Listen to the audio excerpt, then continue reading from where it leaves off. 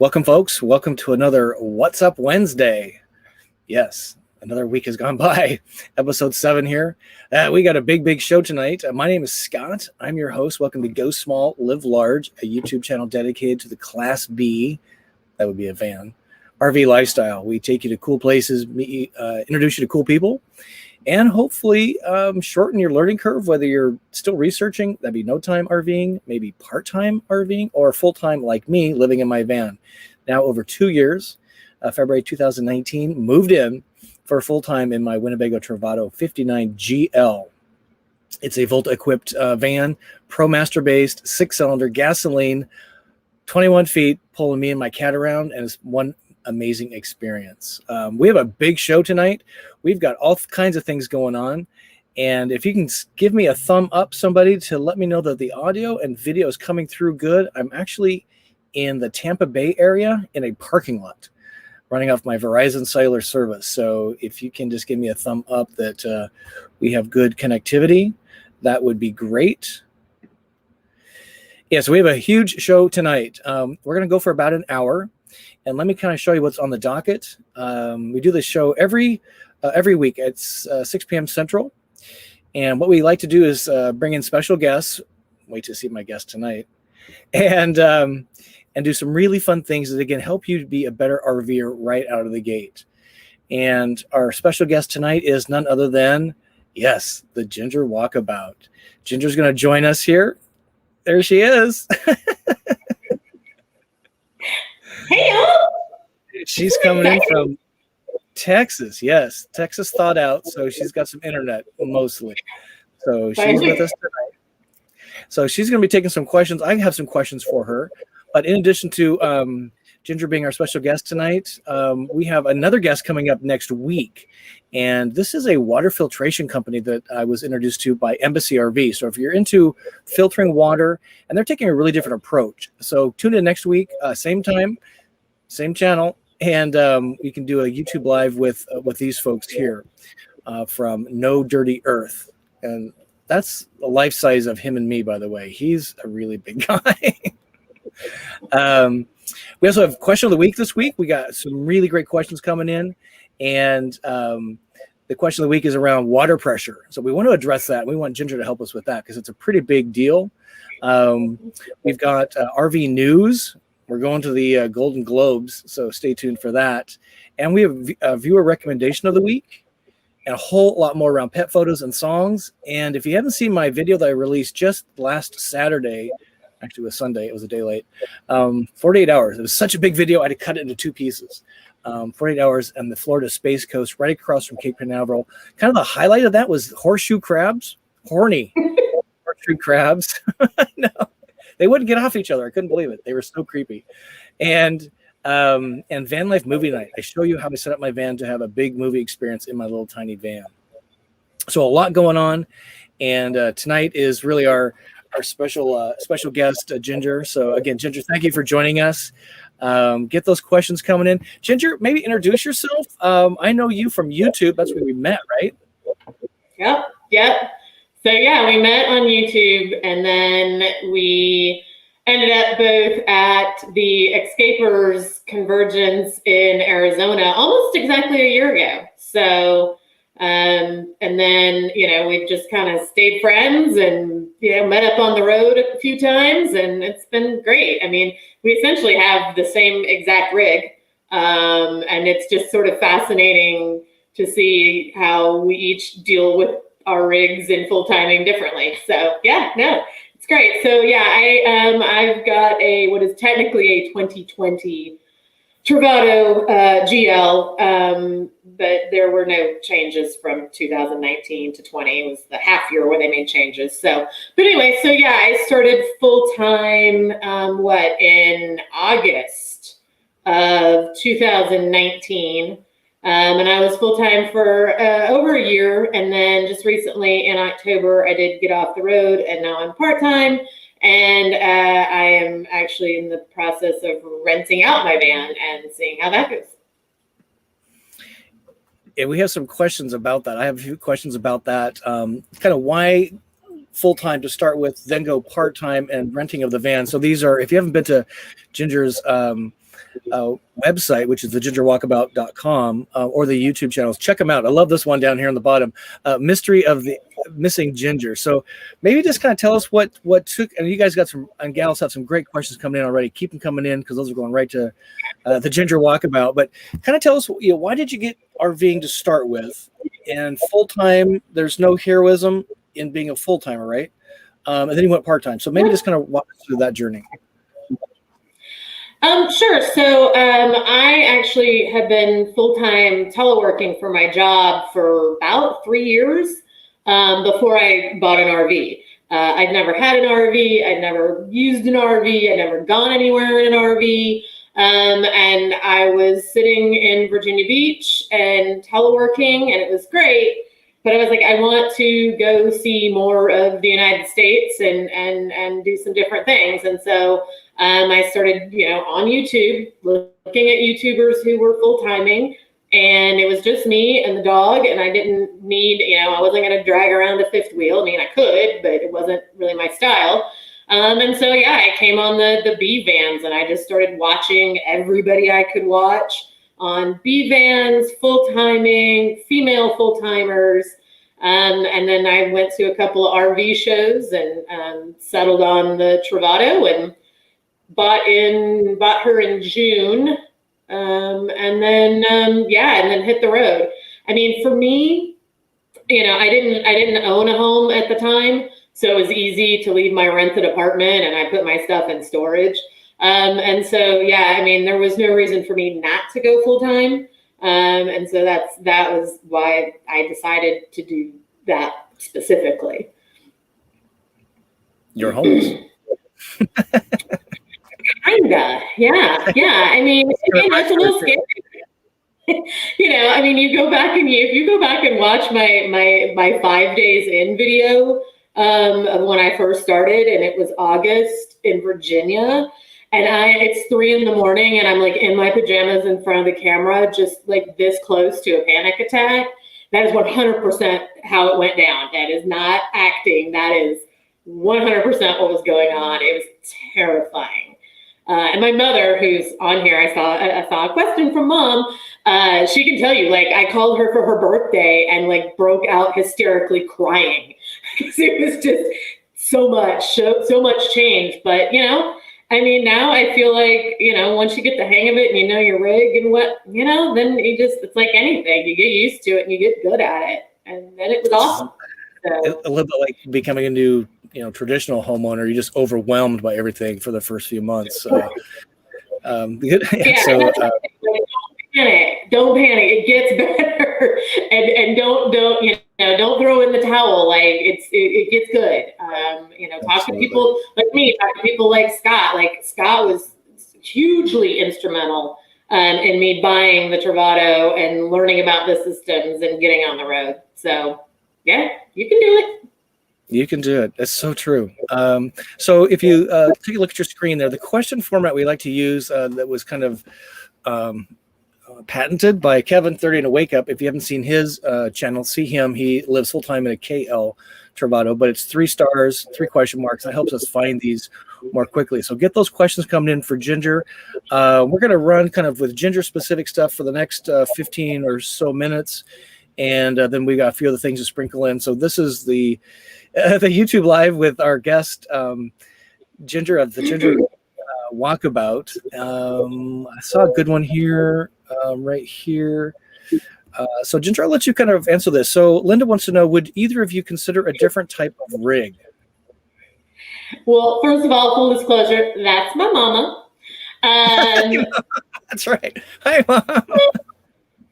She loves you, Scott, by the way. Would I consider a different type of rig? Absolutely. And I've considered a different type of rig. Before I bought the house here in Texas in October, I was considering, like, do I stay on the road full time and do I stay in the van? Because the van is great when you're moving and going. But if if you want to be stationary in one place for like a couple weeks or a month, which would be great to get to explore an area more, sitting in the van at the end of the day, I mean, to me, you do still feel like you're in a car. I mean, a very nice car with a toilet, which I love, But, if I'm going to sit in one place, like give me a couch and, a TV and, more comforts of home. So, you've said it before, what kind of RVing are you going to do? And then figure that out and then figure out the rig. So I think there's validity in every kind of, like, an Airstream seems very cool. So yeah, I actually consider different kinds of rigs. But the B vans you cannot beat for, back east on the narrow roads and, in the national parks and all that, you can't beat it. Yeah, I agree. It's a great question. And I think you hit on something, which is kind of start with why do you want an RV, which leads to how kind of feature set, and then what kind of RV do you need? If you're just moving from Michigan to Arizona 4 times a year, kind of round trip, if you're staying in a van in Arizona for months on end, that you would not be happy. So it's really determining why that becomes a how and then what. Right. People do stay in B vans and live in them stationary in places, and that's great. It just, for me, it wouldn't be my thing. And, like you said before, like, you got to do what's right for you, just like full timing. Like, a lot of people are like, why'd you stop full timing? Oh my God. And I'm like, because I wanted to. And there's no shame in that game. Like, you do you. So you get the kind of rig that works for you. And you full time or part time or however you want to do it. That you do you. Period. That's great advice. Here's a good question. Live, work, live, or live, work, live. Wants to know, what is each of your favorite overnight spot of all time? That is a good question. What's your favorite kid? Who's your favorite kid? That's the one you're standing in front of. Right. I have been to some beautiful camp spots. They're all great for different reasons. I was just, saying before we started, like, street camping in Savannah, Georgia was like the bum diggity, not because the camp spot was so great, but because, like, you're in the middle of the city and, you can just walk around and do all the stuff and then climb right back in your home and go to sleep. But yeah, out on the West Coast, there's some great, like, boondocking spots, like right on the beach, that I really enjoyed. So yeah, it just depends on what you're doing, I think, in that camp spot. Yeah, I totally agree. It really, so many great memories. It's easier to say what spots I didn't like than which ones did I like. Right. And there's so many different. Stop it. Yeah. And I think that's the cool thing about a B van is it allows you to have so many cool experiences, each one individualistic in its uniqueness because of the places you can go that you can't in a typical RV. I'll never forget, I stayed in Burlington, Iowa, which is on the Illinois-Iowa border across the Mississippi River. And if you see my video on the Weingard interview, there's this crookedest street in the world that they have right there called Snake Alley. And just the driving that road in my van was it blessed my whole week. It just was such a great thing. So yeah, every place I stay, unless it's horrible, in which case I go away, which is, yeah. So Carol's got a good question here. We're getting some really good questions. So Carol wants to know, is Escapers just for Winnebago owners? Ginger Walkabout, please. No. So there's owners, please? Yeah. It's escapees, it's been around forever, and then escapers is like a little subset, and that's, for the working age folks. And that's when Scott and I met at the Convergence. Their Convergences are great because most of the people that go are working during the week. So they don't plan events during the day because everybody's in their rigs working. And then at night you come out and, do dinner together and a movie. And then on the weekends, we get a little bit nuts and tear it up. But yeah, there is a group that is just for Winnebago owners, the WIT group. But escapees and escapers. And the other thing I would say about escapers is some people try to say it's like for 40-year-olds. There's no age. For escapers, right? It's like if you want to come do the things that they're doing, then do it. Like, we had every age at that Convergence. People with kids, single people, old people, lady living in her Prius with a giant dog, like everybody.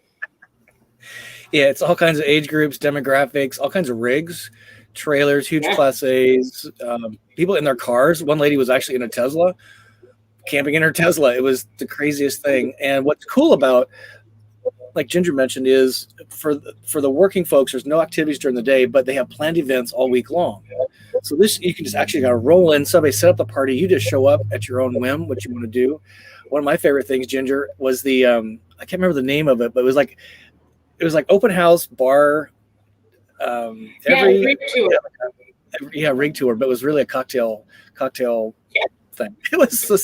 It was so much fun. So check them out. If you go to my website, probably Ginger has on hers, you can learn about escapers. I did a video, interviewed the managing director that puts these things together. You get a little bit of a savings. I get $1 or $2 out of it. But if you like going places, it's a destination. Having stuff set up for you and a planned agenda you can join or not, it's really cool. And it was really inexpensive. It was. And they're restarting their convergences again because they weren't doing them because of COVID, so they're restarting. So, which is really exciting. So here's the teaser, Ginger Walkabout. What are you doing for Halloween? Am I going to be with you? Where are we going to be? Ooh, we're going to Vegas, baby. There is an Escapers Convergence the week of Halloween in Las Vegas. So I think Scott and I are going to try to hit that one up. We actually were going to try to go last year, but it got canceled. So yeah, I think this year we're going to try to hit that one up. So stay tuned. They rent a parking lot a block off of the Fremont Experience, if you know what that is, downtown old Las Vegas, and talk about a great time. Please come join us. It'd just be awesome to have you. Great question. Good questions coming in. Let's see. Scott's got a good one here. I'll cross this off my list. So Scott, Ginger, is there a reason you went from full-time RVing back to part-time? Absolutely. I never planned on full-timing forever. I always was kind of like a year was my minimum. But yeah, I get this all the time. It got to the point where I wasn't doing it because I wanted to. There were times when I really didn't want to be on the road. I've discovered that I am miserable in the van in the summer. Everybody's like, chase 70. And I'm like, yeah, okay. I was at 10,000 feet on the top of a mountain in Montana, and it was still 85 degrees and I was miserable. So I learned about myself and how I RV. And part of that is I don't like RVing in the summer, and I don't like being sort of forced to be on the road. And like I said, I don't like to be stationary for too long in the van. So for me, it was the right decision. And I knew I was going to end up back in Texas and buying property here. And this house happened to come up. I was looking. I wasn't absolute that I was going to, get off the road. But this house became available and I jumped on it. And I don't regret it. I mean, I still travel in the van. I went and saw Scott in Nashville. I'll even go to just state parks in Texas. I'm heading out in a couple weeks. I'm going to the Grand Canyon and out to see my family on the West Coast. So I still totally use the van, and I love it, and I like the flexibility. So, and like I said, there's no, it's not some weird badge where, I'm like, people are like, oh, you're not full-time anymore. What's wrong with you? No, you know what? I want to do. So, and that really is the deal. It's not that I hated it full-time. It's not that anything bad happened. COVID complicated things a little bit, but not horribly. I mean, I still managed to do the whole West Coast this past summer. So, it really was just a personal decision and what worked for me at the time. So who knows? Maybe I'll, go back to full-time again at some point. Which kind of leads us to some other really good questions. So Carol's got one in here. Van Demek's got one in here kind of along the same themes, which is, where did Vans go? Kind of around renting your van. So this is something that Kyle and I toyed with when we started our journey and quickly decided I want to go full-time, and that was it. So we never got as far as you did. So tell us about your experience of renting out your van, maybe make a little money, kind of, if you want to kind of put it in perspective, it's kind of like Airbnb for a house, but this is Airbnb for a van. Is that kind of good way to say it? Sure. Yeah. So the van is listed, the van being Lucille. Lucille is on RV Share and on Outdoorsy. And I've got a couple videos on my YouTube channel about sort of getting ready for that. The exciting news is I was actually going to do this live session with you from the van, just, for cutesies. But it turned out that I got a renter. So on Monday, a lovely woman picked up the van. She has some family stuff she needed to deal with here in Texas. So she's actually camping in a relative's driveway. And she rented it for 10 days. And so off it went. And so far, so good. And I'll get into it in future videos on my channel. But I can tell you that 10-day rental has already netted me over $1,200. And so it's kind of, can I afford to keep the van without renting it? Yes. Is it better if, she kind of earns her keep?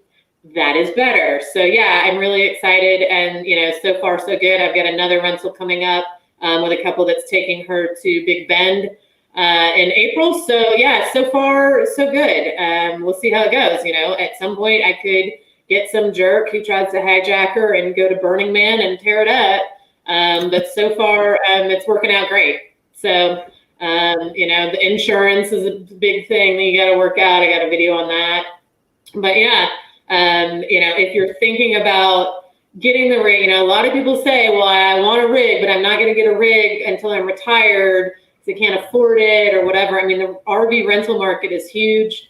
There's even people that I know there's one here in Texas. If you don't want to manage it, like you don't want to clean it, you don't want to deal with it, you don't want to do any of it, they'll take your rig and rent it out for you. And they keep a cut and you get a cut. And they'll take care of all the things. So, there's different ways to do it. But there's ways to work it so you can get a rig now and have a way to help pay for it. So, yeah, so far it's been a positive experience. That is so great to hear. And again, if you want to get a rig, it offsets some of the financial. It adds some stuff as an Airbnb property owner ourselves. It's a big chore, but it may justify getting your rig sooner so you can go do things on a part-time basis, which is fine. Even if it's just, camping in your local area. There's just so much to see and do. Tailgating. Imagine tailgating at the ball game with your friends and family from your rig. Marathon runners. There's Adam in Southern California uses his rig to get ready to go to a marathon. There's so many cool use cases for an RV that are not going out and living in it for months or years. That really makes it a nice rig, and being able to offset some of those financial overhead might give you a reason to pull the trigger. Great question. There's a number of questions along this theme, so we'll kind of check that off. But Noni here has an interesting question. Let's put this up and get your thoughts on it. And I hear this a lot, certainly from lady drivers. They're a little intimidated by the size of the rig. So Noni, thanks for telling us how to pronounce your name. That's really cool. Hey, by the way, if you're learning anything, if you love Ginger being here, give us a thumb up. Sure appreciate that. We got 92 awesome people sitting here live. Excuse me. Noni wants to know, so torn on length of van, planning on under 20 feet, but will be more limited in the van length. But will I be more limited in the van length of your Travato, or is it a non-issue, all caps? Miss Ginger. The length of our vans, we sit at 21 feet technically. I have had zero issues. And I've said that, when I was in Yellowstone, sort of their cutoff for length for their campground is 20 feet. And I was like, I am 20 feet. And I had no issues. I have no issues fitting in a standard parking spot. I put her, in the parking lot at the grocery store in Bar Harbor, which if anybody's been there, that is one tiny, tight little parking lot. So yeah, the length that, and I thought that too, because I looked at, Coachman's and stuff on the Mercedes platform that were longer. And I don't think, as long if you're in the van in the B segment, I think you're going to be pretty happy with that. If you get into the 24 feet, maybe, but I haven't driven one and camped in one, so I can't tell you for sure. But yeah, I wouldn't worry about going to a Travato size, 21 feet, because, I lie, 20 feet. It's kind of the sweet spot. I mean, there's shorter ones. There's the like little like 18 and a half feet, and then there's the big 24s, and there's a dramatic difference in both of those from an interior space and how much more livable they are. No, I would probably go shorter if I had to make a hard choice, but bigger, it just limits you. And when you see those big sprinters, she's got a big old butt, man. She sticks out, and you have got to park it carefully. If you didn't see my park, I know and if you add a bike rack on that, so I have a bike rack on mine, it's about 18 inches. Now it's elevated, so you can kind of back into things carefully, of course, and not and kind of make that clearance happen. If you haven't seen my video on a Class B campervan parking tips, I did a video on that to kind of demonstrate that. But I think, Noni, if you can drive a Suburban or you've driven a U-Haul, not the gargantuan trucks, but you move in an apartment, 2-bedroom apartment. If you've done that, I think it'd be fine. But I would encourage you to go. The Travato is the same length as a standard Ford F-150 pickup truck. It's taller, but it's the same length. So yeah, no, I mean, I took mine up going to the Sun Road in Glacier National Park, and they got crazy limits on height and width and length. So yeah, no, don't worry about, going to, a few more feet bigger. Yeah, you're good. You're good. And I'd encourage you to go check out some RV dealers. They may not have a Travato, but they have other styles. Even go to a Ram dealer. I mean, it's a Ram van at the end of the day. So check the seating positions. There he is, Whiskey. There he is, the Whiskey. There he is. So cool. Hey, Whiskey. He can hear us, but he doesn't know where we're coming from. He's like, what's up? But yeah, Noni, if you just even go to a Ram dealer and just sit in the van and just kind of visualize and feel what that feels like, have them take you for a test drive. Same with the Transit, same with the Sprinter. So you just get a feel for the chassis feel. I think that could be helpful for you. Great question. Let's see, we got a couple of good questions coming. Keep them coming in. We'll kind of do Ginger specific stuff here for the next 5 or so 10 minutes at the bottom of the hour. You kind of answered this already, Ginger, but Simply Sonora says, do you have travel plans for the summer? That's stay out of the van in the summer. Yeah, I mean, like I told Scott, like if he does a meetup or something, then, I might break my no summer rule. But yeah, I learned about myself that I am just not a summer RVer. It's just, and it's not even because like campgrounds are busy or kids, or it really is the heat. It's just straight up the heat. I can't take it. I admit it. That's okay. And I would agree. I mean, there's things you can do to mitigate temperature inside the van, but at the end of the day, you're in a van in 85-degree heat, and if you're in the sunlight, it's going to be 20 degrees hotter inside. The AC cannot keep up unless you're in the shade, in which case it's going to be in the high 70s, maybe even 80. So summer's cool. I just kind of keep moving around. I look for the place where there's wind, and I just go up north where it's 85 degrees in Chicago in the summertime. So you have to totally in the summer. Don't let me make you think you can't do this in the summer. Everybody does it. You can absolutely do it. It's just not for me. It's totally fair enough. Good question. So this is like kind of a fun one. So this is regarding work. So I have a corporate job that, thanks to channel growth and everything, I've been able to, and Volta and others, been able to go half-time at my corporate job. But I still have a corporate job. I report to work every Monday morning, like a lot of folks. So Live says, what industries do you both work in remotely? Is there a dominant industry for escapers? Ginger? Well, so I'm in public affairs, and like I said, I had been teleworking full time for several years before I hit the road. And that was a function of a very long story of personal life and whatnot. So we won't get into that. But so I was very lucky that I was able to just, I already had the full-time gig. I will say when we were at the Escapers rally, the jobs I remember, a lot of mortgage brokers. That seems to be a job you could do remotely. I think now that we've had COVID and everybody's having to work remotely and companies are figuring it out, there's a lot more jobs out there that you can do remotely and a lot more flexibility from employers. So, I know where I work, because of COVID, they decided to go to a program where anybody that works where I do can now live anywhere they want to in full-time telework. So, and that's because of COVID. So, yeah, I mean, it's, certainly if you want to do this, absolutely have that conversation with your boss. And, my boss tells me all the time, he's like, I never have any idea where you are. I don't know whether you're, sitting in a house or in the van or on the road or at the top of a mountain. He's like, you just get it done, and that's all that matters. So it's true. One of the greatest compliments I got when I was transitioning from part-time to full-time is we kind of test drove it with my employer, and the greatest compliment I got is we can't tell you're working from an RV. And COVID, one good thing that come out of it is the walls of no, you can't work from home were very tall and very thick. And those came crumbling down in just weeks. And the one way to think about it is work a place or is it an activity? And I think for a lot of folks, unless you're a dentist or a doctor or serving burgers and beers, you have to go to a place. But for a lot of folks, work is an activity. And if you can do that activity connected like we're doing right now, I'm working. Ginger's kind of working. So thank you again, Ginger, for joining us. I'm in a parking lot in a park in Tampa Bay running this YouTube Live through my Verizon. And this is what I do for my corporate job as well.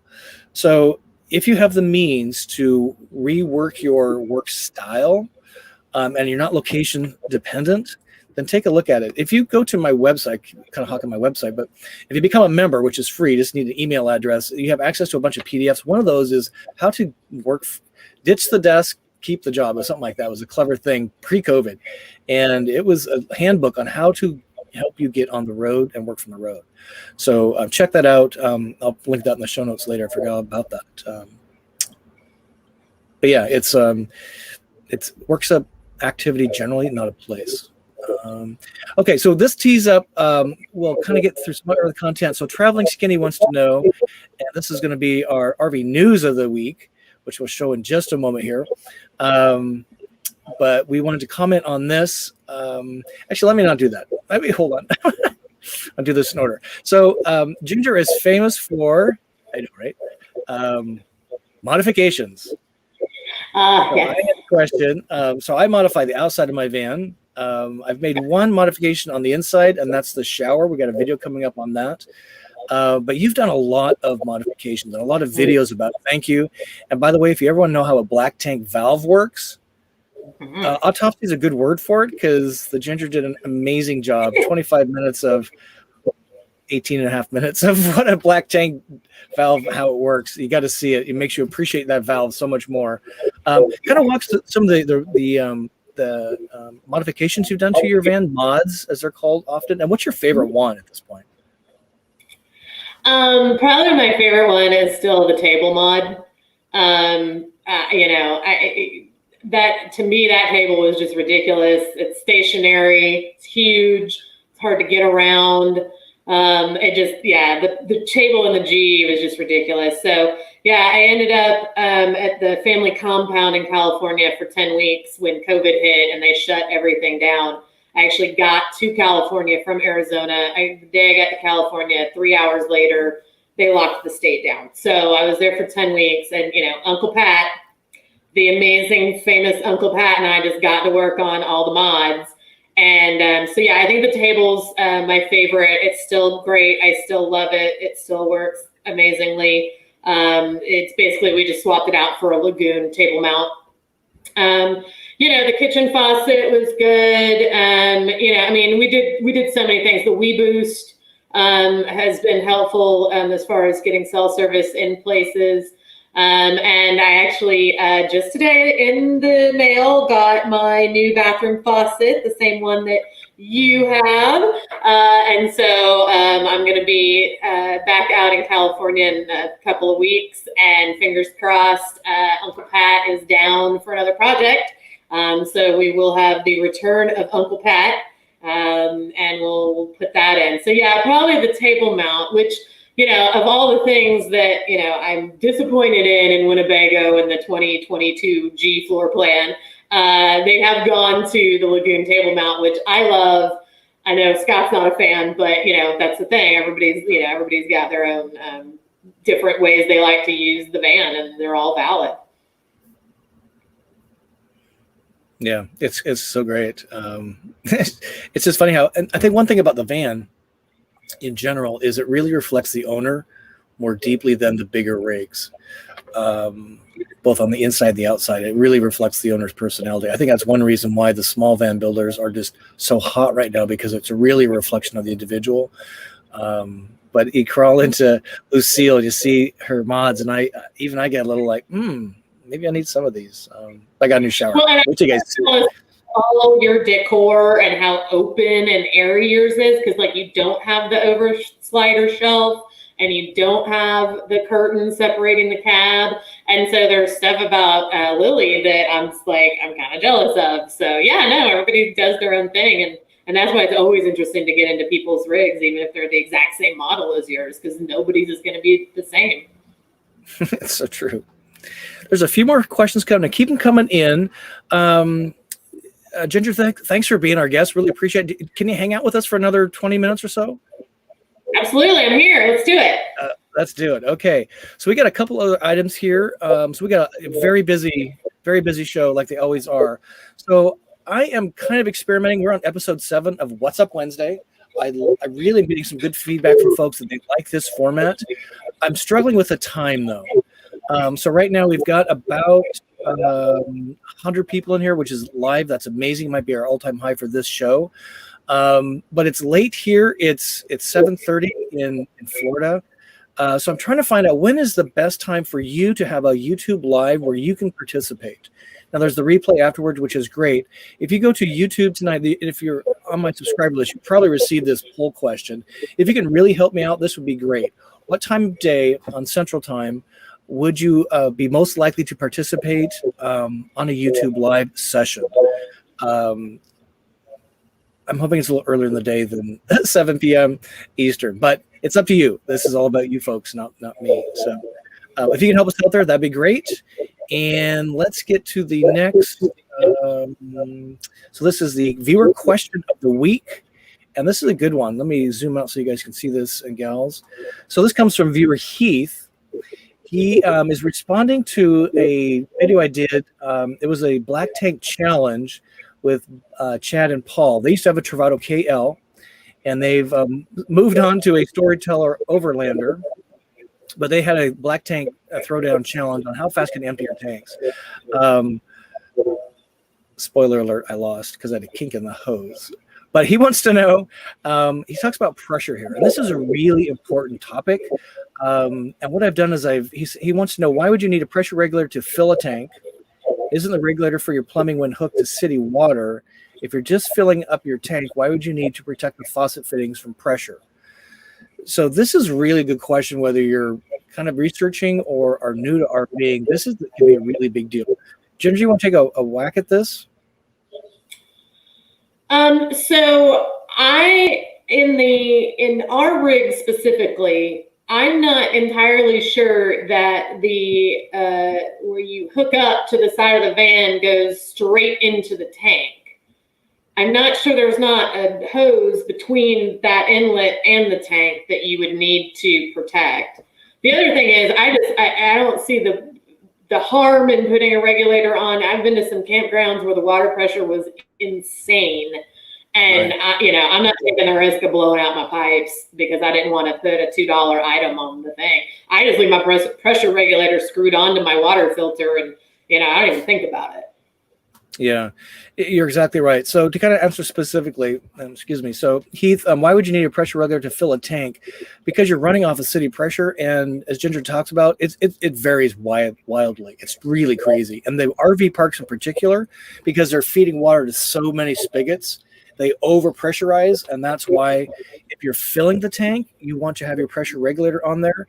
And if you're just running off city water, which most Travato owners would say not to do, my reason for not running off city water is you have an endless supply of water coming in, but you do not have an endless supply of waste tank capacity. So you give a false sense of, hey, just let the water run, and all of a sudden you're going to either have full tanks really fast or you have an overflowing tank, which would not be great. Whereas if you fill your tank, disconnect the water, and then when your water pump goes, it's a mental and audio reminder, hey, manage your water resource. And I would add a regulator to your gray hose, because for the same reason, when you plug that hose to your Santee flush, as it's called on the Travato, same issues arise there.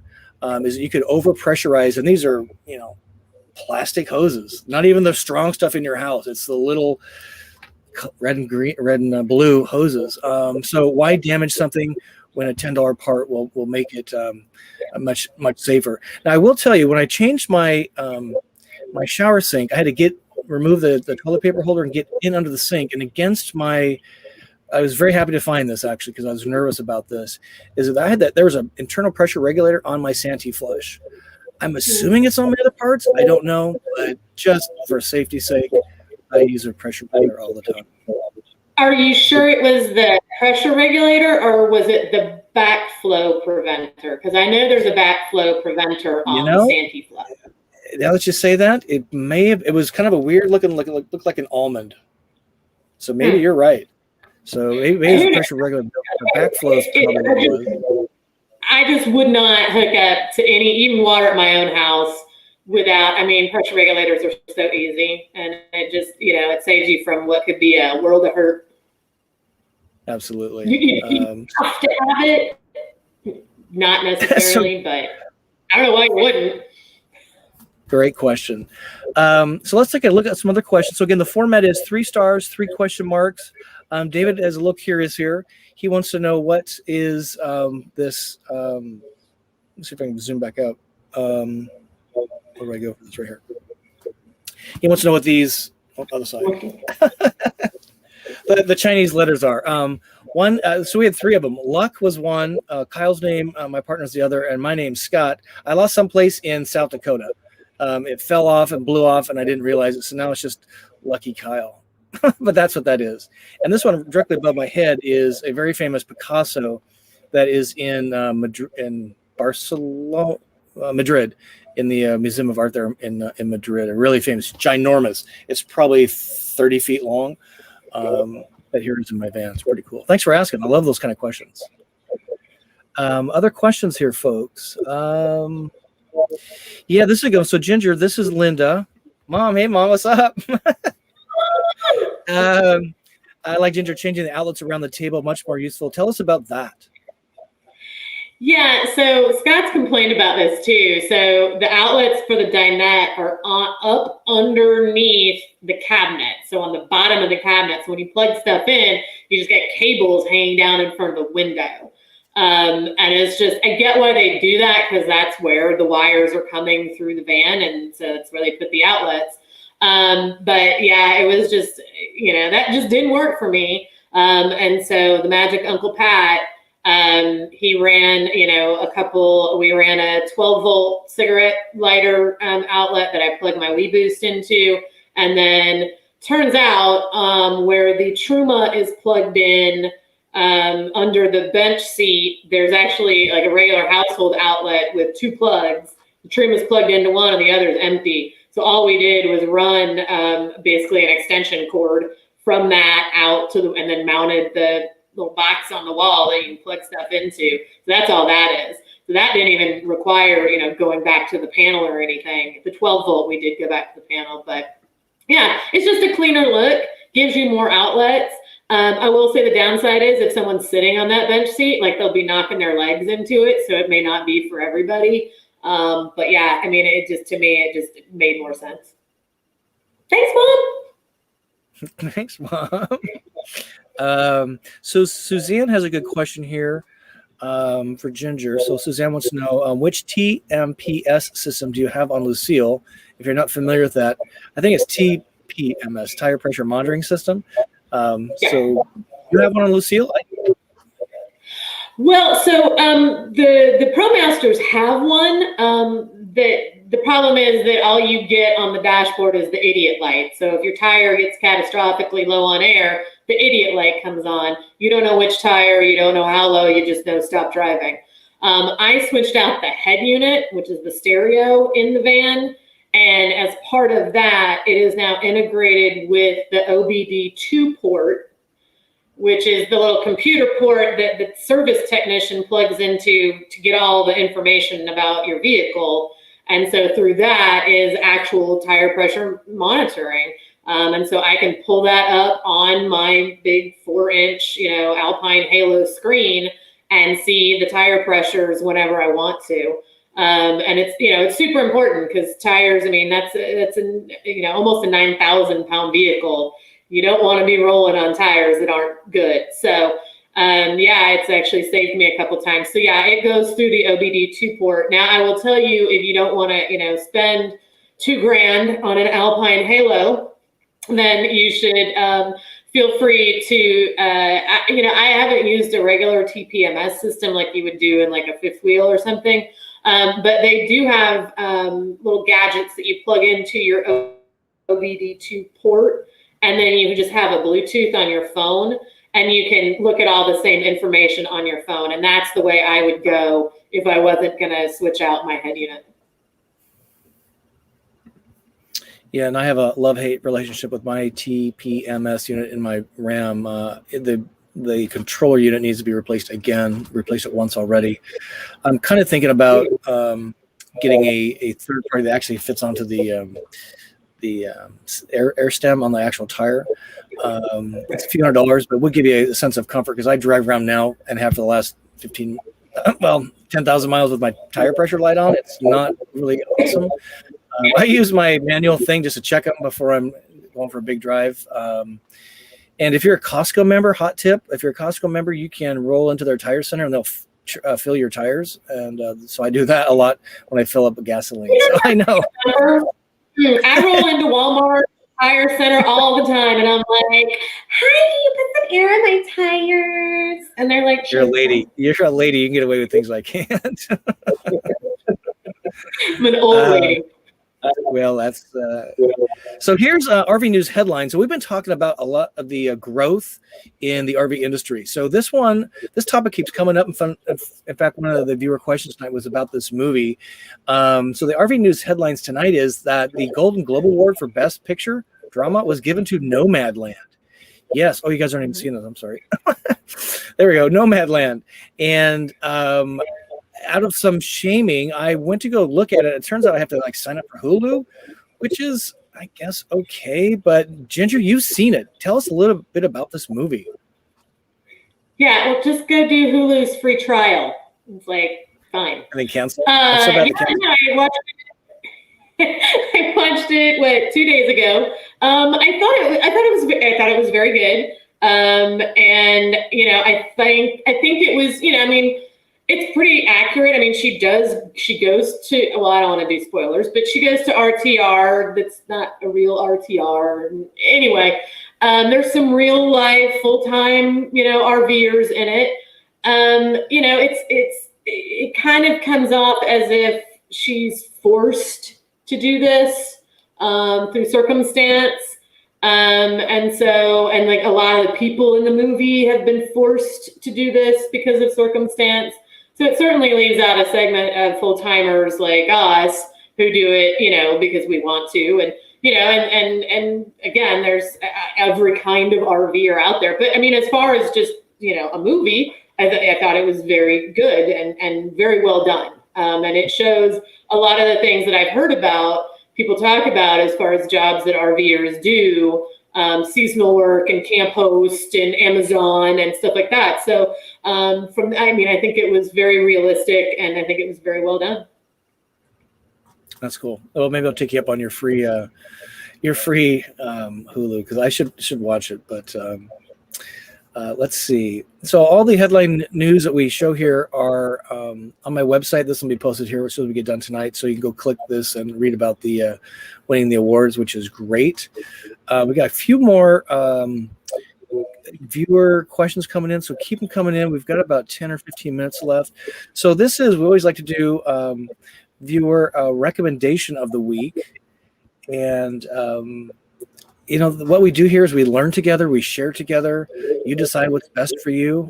I'm just a couple years ahead of some of you and way, younger than a lot on the RV experience. So I don't know everything. And what we do is this collective learning, I think, is so powerful. So the viewer recommendation of the week, I'm not sure where what prompted this, but Sue recommended a small rechargeable vacuum. She bought hers on Amazon. My little broom didn't get the dirt from the cracks. She says it fits up the bed, takes no space at all. I used to use one of these as well, and it did not suck, which means it wasn't very useful. This is back in the cat litter days. Ginger, you have a different experience. You actually like yours? Yeah, I have this same vacuum, again, Amazon, because I had like my fancy Dyson in the rig with me when I was full time.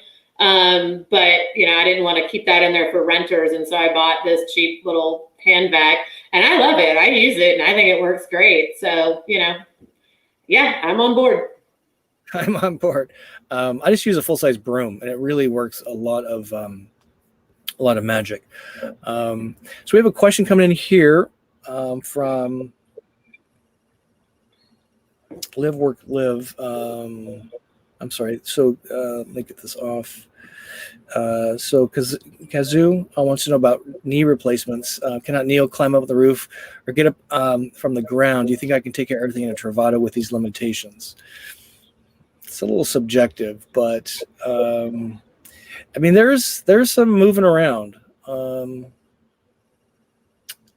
You got to kind of get on your knees to, do the tank duties, right? You need to get up on the ladder to keep your solar panels and that kind of area clean. It's not often you want to check your seals, right? So no leaks on the roof. So there's some, but not much. I would say, Ginger, what do you think? I'd say you probably find a friend to do it for you. Certainly some of the more laborious ones. Tank duty, you might need to kind of figure out on your own. But thoughts? Yeah, I would say like tank duty, can you get like a little steppy stool that you can kind of sit on to get you lower to get to the tank? The other thing I would say is like cleaning out the pump filters. I can't do that without sitting down on the floor in the rig. So yeah, I mean, it is more physical than I thought it would be. Is it, super daunting? No, I don't think so, but everybody's got to, what I would do is I'd go to a dealership and see one and get in and climb around and reach all the things and see how you do. But stuff like cleaning the solar panels and the filters, those you don't do super often. So yeah, you could have somebody help you with that. Swing on by, I'll take care of it. But yeah, it's everybody's going to be different on that. Yeah, don't hurt yourself. But it does give you a little exercise, right? So this is a good one here. So Live Work Live, thanks for asking some great questions. I appreciate that. Says they offer 20-year loans on Class B vans. Seems crazy. How many years of full-time use do you think you can get out of a Travato realistically? That's true. You can actually. I have a 20-year loan on mine. Me too. Which makes it really inexpensive on a monthly basis. And the interest is so cheap. I mean, yeah, it's almost like free money. It's pretty crazy. Mine's like 4%, and this was 2.5, almost 3 years ago. So you probably could have refinanced your van. I don't know about what do you think on years of full-time use? If your reasons for RVing change, if your feature sets change, maybe you don't have a lithium Volta system and you want one because of the freedom it provides. There's a different floor plan somebody else comes out with. I think it's like your car or your house. It's kind of the same big purchase, right? And when you kind of get tired of it, right for something new, you make a decision, right? Ginger, what do you think? Yeah, there are people out there that get a new Travato every year. Like Graham Smith gets a new Travato every year, and he doesn't lose money somehow. And magic. He does a lot of mods to his van. I just recently had to go through evaluating the van to get insurance, and it's coming back as more than I paid for it because RVs are so hot right now. So I do think that the 20-year loan is absolutely insane. I was like, when they said that, I was like, no, I don't want that. And they were like, that's the only thing you can have. So, yeah, it's ridiculous. But yeah, I mean, it just depends on, are you a new car kind of person, or are you, keep your truck till it dies kind of person? It's all, totally subjective. I don't think there's like an end date where suddenly everything just stops working if you maintain it. So. Yeah. And I think another point is if you really do your homework on the floor plan, and again, why do you want an RV determines what the how the feature sets determines what kind of RV. If you hit the nail on the head, like I've done with my Travato, I walk into the other ones and I'm kind of, the bling kind of kicks in, and then I get back to Lily, the name of my van, and I'm like, she provides everything I need. And with some certain tweaks, I've fixed those, the outside, the shower, and it just provides so well. So it's, again, like your car in your house. If it's doing its job well and meeting your needs, unless your needs change, you probably don't need a new rig. I don't know. So Carol's got a great point here. Look at this, 111 now. Thank you, folks. I think that might be the first time that level for What's Up Wednesday. Got a few minutes left, and look at this. Johnny, thank you. We're going to get Johnny on board here to help us moderate going forward. She's got a great channel. Check her out. Met her at Midwest Van Meetup, right? Oh, my gosh. I got stuck. Remember that? She's super cool. She was living in a pickup, something or other then. But, yeah, give it a thumb up. If you got anything out of this tonight, sure to appreciate that. And let me move on to our viewer song of the week. We've had some really good suggestions. I've fallen into love with country music through my RVing experience. And let me show you this. This is Song of the Week. This is by Sherry, who's got an Embassy RV just weeks away from being delivered. I had never heard of these folks, the Mavericks. Have you ever heard of them? And I typed in All That Heaven Will Allow in Apple Music today, and I'm hooked on this song. So, again, this is what we like to do here is just learn, share, and maybe enrich a little corner of your life today. So if you're not familiar with these people, go to your favorite music source, listen to this song. It's really a toe tapper. I played it over and over for about an hour as I was pulling the show prep together today. It was so cool. And then we want to wind out the show with Pet of the Week. Yes. And look at this little gem. This is Gracie. James submitted. Speaking of submitting, there's a special email address, gslviewerrecommendation@gmail.com. Pet photo of the week, song of the week, recommendation, viewer questions we can extract out of YouTube or send those to me. If you're sending your pet, gosh, tell us what pet breed is, where you watch it from, what kind of RV you have. Look at this one. This is Gracie in the, I zoomed it in. She is in the basket on the bicycle. You can see the reflector there, right? Just a little bit. Is that the cutest thing ever? We love pets here. Luke is chilling, and we see Whiskey already. There's a lot of RVers that RV because of their pets. They buy RVs to carry their pets around. It's pretty crazy. So we just love pets here. All right, let's see if we have any more questions. Otherwise, we'll call it a wrap. So Linda has an interesting question here. Well, I've actually thought about this. And we have a funny story. I'll put this up. And there it was. And Ginger, all it makes me think about is Minnesota Dave. So Linda wants to know, what about holding a boot camp for new RV owners, meet up safe for a week and provide hands-on classes? Minnesota Dave. Did he know how to run his Truma? We love Minnesota Dave. It's a cool idea. So the backstory: Minnesota Dave delivered his van like Thursday morning, and he drove from Minnesota all through the night and got to Nashville to join us for our Nashville camp out. He had never turned the Truma on, had never put water in, had never emptied the tank. He didn't know he was so new. He was like, the plastic was still on everything. He froze to death the first night before he got to our RV boot camp, and Ginger really hooked him up with all the right stuff. It was Minnesota, so we called him Minnesota Dave, right?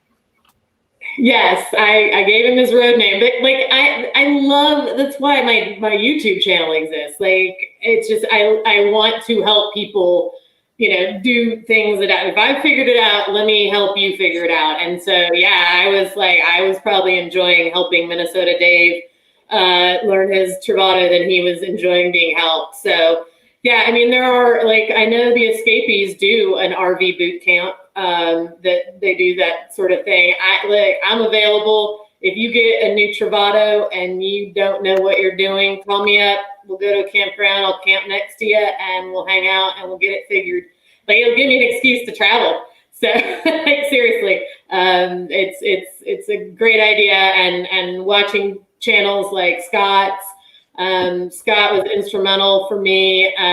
Robin at Creativity RV, she's got great content, especially her earlier content when she was in her leisure travel van.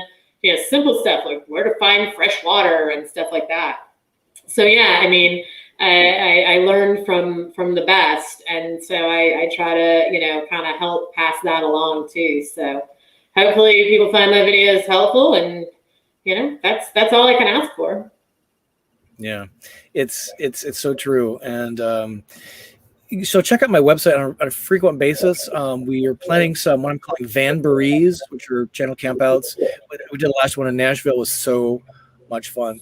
And then we have roundups where we get together for an afternoon. I don't have anything on the calendar quite yet. I probably will have some in the next week or two. So just go to my website. We'll post that there. Sign up for the email stuff. And so we're at time. Ginger, thank you so much. It's just been an absolute delight having you today. It's been so much fun. We've been talking about this for a little while, and you were just such a great sport. And again, if you haven't seen her content, go see it. It's really great for new RVers, people that do mods.